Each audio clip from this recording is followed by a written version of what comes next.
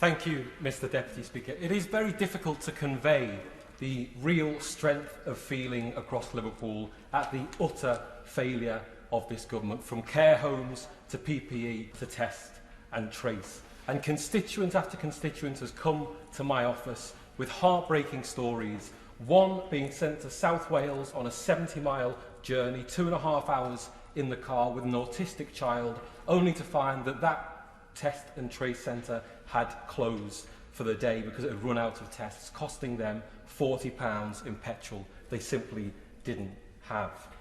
The anger and frustration isn't just that the response is failing, but that it's failing because the government refused to enable and invest in local authorities and public health teams, and instead chose to pump billions into scandal-ridden government contractors that have a record of failure. Under the cover of this pandemic, billions of public money handed to faceless corporations, including Tory-linked firms, without competition or transparency, without democratic accountability, or any accountability, for that matter, to the public.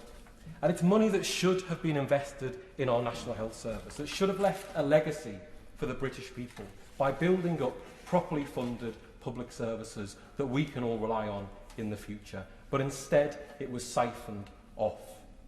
The most egregious example being the eye-watering 12 billion of public money handed to private companies, including Serco, for this failing test and trace system. Conservative Baroness and business executive Baroness Harding appointed as the head of Track and Trace. Serco's CEO, the brother of a former Tory MP, and Tory MPs on the boards of companies winning contracts.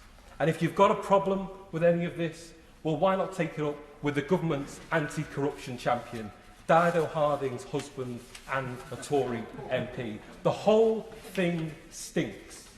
This government's incompetence, its cronyism, its ideological obsession with outsourcing and rip-off privatisation has undermined our NHS and put lives at risk.